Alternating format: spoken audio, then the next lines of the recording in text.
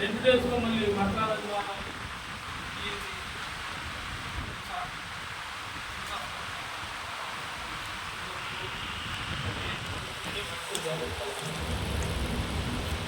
దేవుడు ఎవ్వరికి కనపడదు, ఎవరికి కానీ యేసు ప్రభువారు భూమి మీద వచ్చి మనలో ఉండి మనతో పెరిగి మనకన్నా దీన స్థితిలో ఉంటాడు. ఆయన చలిలో పశువులు వాటాలు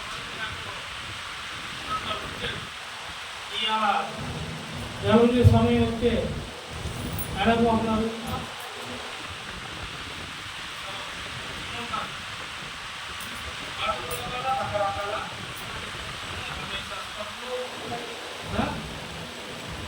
ఒక్కొక్క హాస్పిటల్లో దేవుడు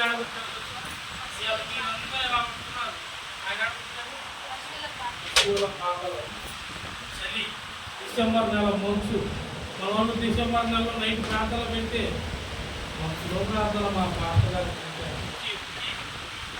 ఆ మాటకే పిచ్చి కీర్తన గ్రంథం భక్తుగా అంటున్నాడు, లోకము మీద ఉన్న ఆశలు కానీ వాటి మీద ఉన్న శక్తులు కానీ నా మీదకు రాకూడదు, నేను వాటికి లోపడకూడదు, నేను ఎప్పటికీ అప్పుడు నిన్ను స్తుతిస్తూ నీతోనే ఉండేలాగా నాకు ఆజ్ఞ ఇవ్వయ్యా.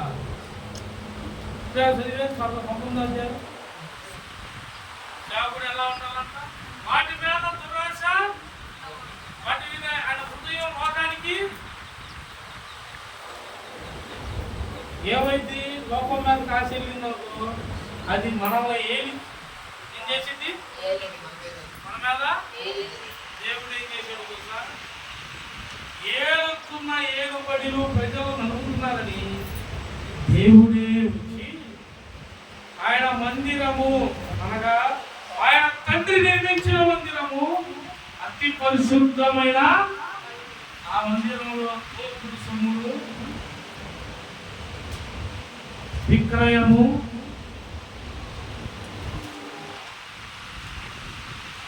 దోచుకునుట,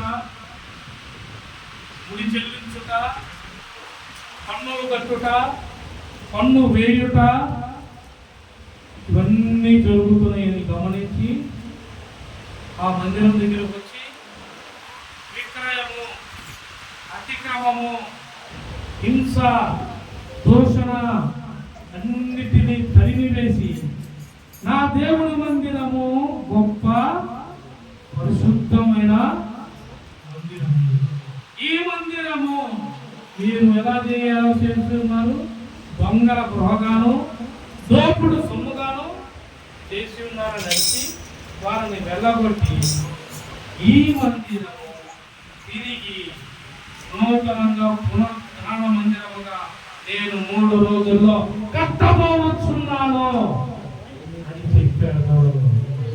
శ్రమల దినములో వెలుగొచ్చిన మాట, బిడ్డలకి శ్రమలు నడుపుతున్నప్పుడు నూతనమైన కృప చూపిన మాట, ఆ మాటకి భక్తులు, బిడ్డలు, జనాలు, ప్రజలు ఆశ్చర్యపోయి దేవునికి ఆయన నడుచుచుండగా వారికి కలిగిన నూతనమైన వస్త్రాలను, క్రొత్త వస్త్రాలను, వారికి ఉన్న మెత్తని వస్త్రాలను ఆయన దారి పడుకుంటున్న పరిచి లేని వారు చెట్టు ఆకులను తెచ్చి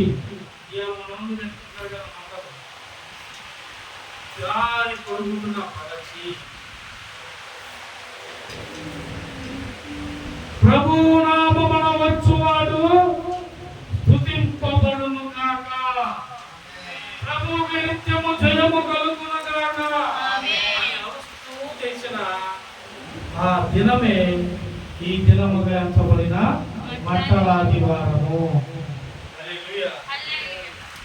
మట్టలాదివారంలో దేవుడు ప్రాముఖ్యంగా మాట చెప్పి మత్తయి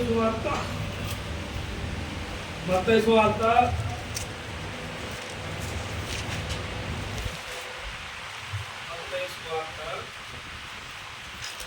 21వ అధ్యాయం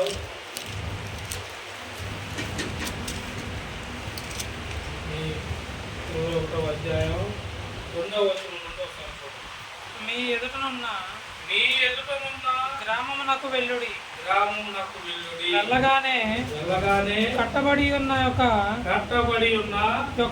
ఒక గాడిదయు దానితోనున్న ఒక గాడిద పిల్లయు ఒక గాడిద పిల్లయు మీకు కనబడును. వాటిని విప్పి నా యొద్దకు తోలుకొని రండి. ఎప్పుడైనాను ఎవడైనాను మీతో ఏమైనాను అనిన ఎడల అవి ప్రభువునకు కావలసి ఉన్నవని చెప్పవలెను. అర్థం ఏంటంటే ప్రభు శిష్యుల్లో ఇద్దరు శిష్యులను పిలిచి